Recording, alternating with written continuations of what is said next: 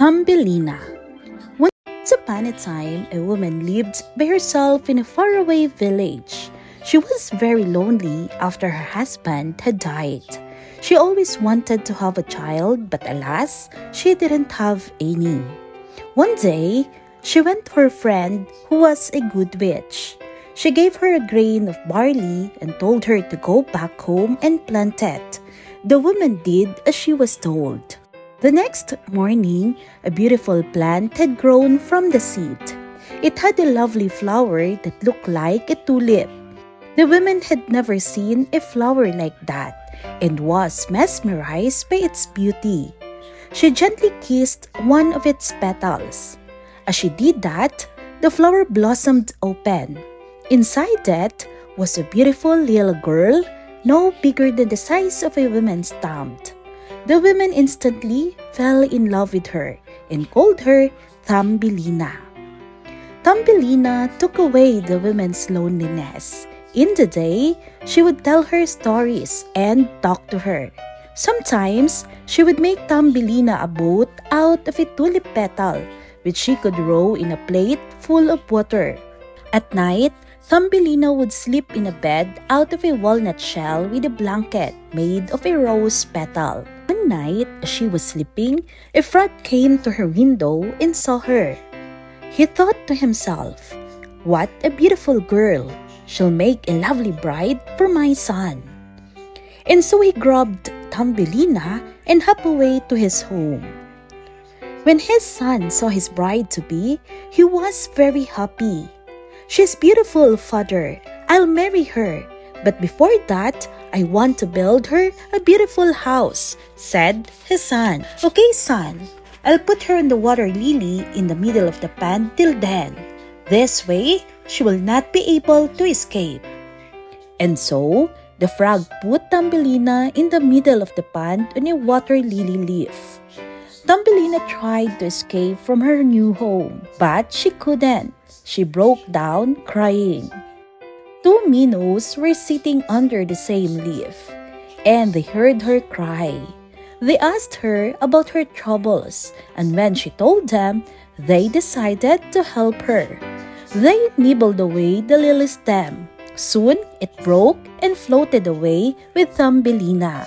Just when Thumbelina thought she was free, a beetle came down and took her away to his home.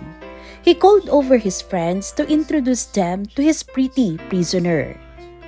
But the beetle's friend told him that she was too different than them, and she didn't belong to them. "I agree. I think I should let her go," thought the beetle, and so he dropped her in a long grass and flower. Thumbelina was very happy that she was free from her captors. However, she didn't know where her home was. She spent many days in the grass and between the flowers. She would eat the pollen of the flowers and drink the dew from their leaves. One day, as she was walking, she stumbled upon a small house made of mud. It had a strange round entrance. She went up to it and knocked on the door. A mouse opened the door. "Hello, isn't it cold out there for you today? Come in, please." "Thank you very much," said Thumbelina. Once Thumbelina was settled comfortably in the mouse house, he asked her about who she was. Thumbelina told him her entire story. "Don't worry, you can stay here as long as you like," said the mouse. So Thumbelina started staying in her newfound home. To make herself useful in the house, she would cook for the mouse and tell him stories. After a few days, the mouse said he had invited a guest over. "He's the richest mouse in all the land. He's a very good friend of mine." That night, the mouse friend came over for dinner. They all talked and had a good time. During the course of dinner, the friend fell in love with Thumbelina and declared that he would marry her. Thumbelina had no choice but to go along with what was happening. When the friend offered to show her his home, she agreed to visit his house.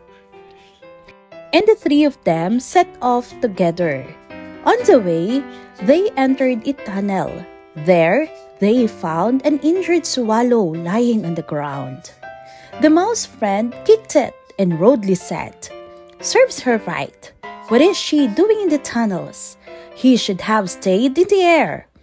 Thumbelina was shocked to see that someone could treat another like this. Unseen by the mice, she ran away from there. Once she was sure that the mice had left, she came back and attended to the swallow. She took great care of her till she was fit to fly again. It became spring by the time the swallow could fly again. She told Thumbelina, "I have to join my family and friends. They have flown away to a warmer place. I cannot stay here. Come with me." But Thumbelina had had enough adventure and didn't want to go anywhere else, and so the swallow flew away. A few months had passed when the love-struck friend of the mouse found Thumbelina again. "Oh, my beloved, I've been looking for you everywhere. Now I've found you and must marry you." Thumbelina knew there was no way out of it for her.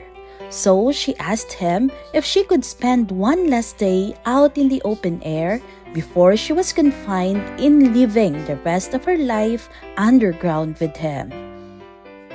As she roamed in the open fields for one last time, she heard a familiar voice. Come away with me where your spirit will always be free," said the swallow. Thumbelina saw her old friend who had returned to her. This time around, she agreed and hopped on the back of the swallow, and they took off. They flew over land and water and fields of green. When they reached the land of the flowers, the swallow landed Thumbelina in a beautiful flower petal. "This is the kingdom of the flowers, and that is their king," told the swallow. Thumbelina saw a handsome young king with beautiful wings. He was surrounded by lovely flowers. As soon as she saw him, she knew she wanted to call this place home. Her presence attracted the king's attention. He too fell in love with her immediately. "Will you marry me?" asked the king. "Yes," replied Thumbelina with a big smile. As happiness spread across her face, she grew a beautiful pair of wings and became the flower queen. Soon, they got married and lived happily ever after.